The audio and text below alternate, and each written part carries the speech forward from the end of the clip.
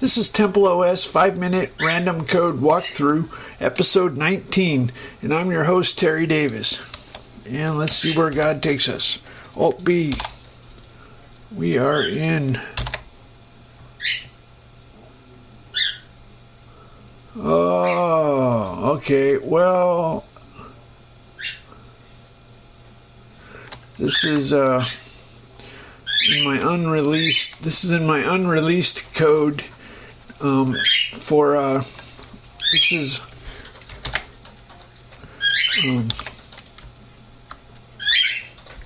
let's see, ISO. So ISO 1 is what I call it in my operating system, is ISO 9660.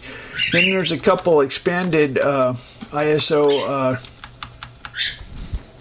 I bought a ISO document, and I was going to add these file systems, but I couldn't figure them out. They didn't give me good documentation. I paid like $600 from the ISO organization. Anyway,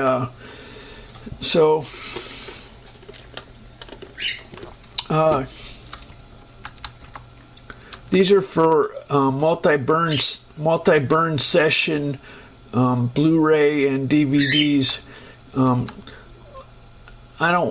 There's not any code written to speak of. So I'll go ahead and talk about ISO 9660. So there's I wrote a file system support. This is for reading ISO 9660. You don't write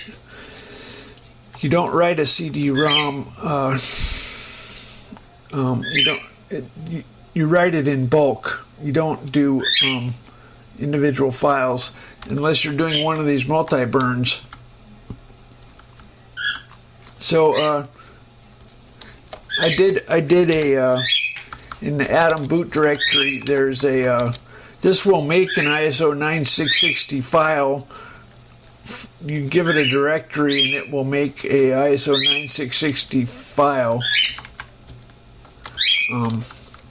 So we can talk about ISO 9660.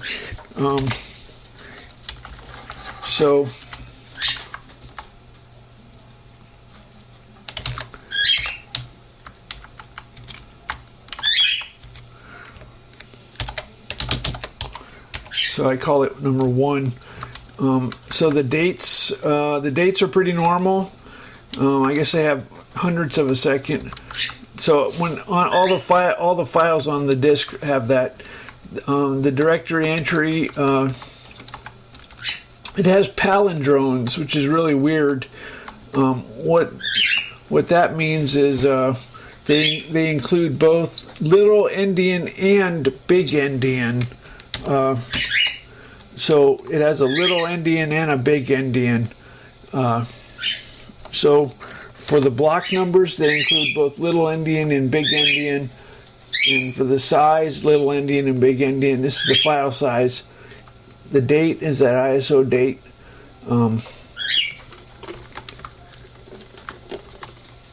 ISO 9660 has so much crap. It's ridiculous. Sequence number. Anyway, they added a million things. Think when you design something like this. Imagine you're making an Internal Revenue Service tax code.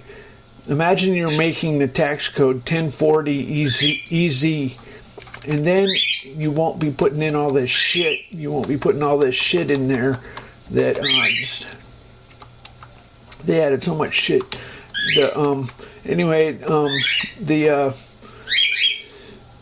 The first few blocks, there's some special blocks. There's a boot record if it's a bootable CD, primary volume descriptor, supplemental volume descriptor. So most of this stuff, nobody uses most of this stuff. It's a bunch of little text fields. They added, it wasn't enough just to have one, they added a bunch. So the base year, it's 1900. Attribute So what I do is I read the ISO structure and put it into my virtual file system. I put it into my own format, and the routine that does that is the routine that puts it into my own format is read files. Let's see, ISO files find will put it into my own format. We go through an ISO directory, and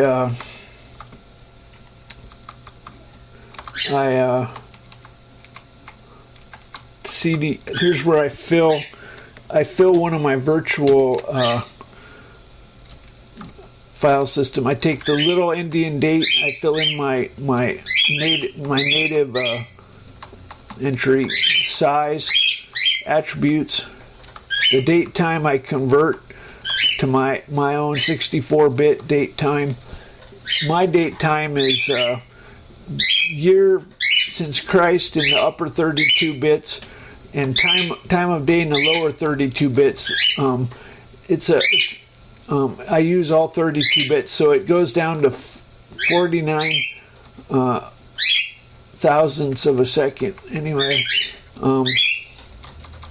so I have to convert their ISO file name. I have to convert their name. My birds are driving me crazy. So here's where it converts their file name. I do not allow all the characters they allow. As I recall, the ISO 9660 has 2-byte UTF international symbols. And there's two sets of directories. There's Big Endian, Little Endian. There's a fast access in the ISO 9660. There's a fast access. They call it a path table or something like that, which is for fast access of. I have to create it.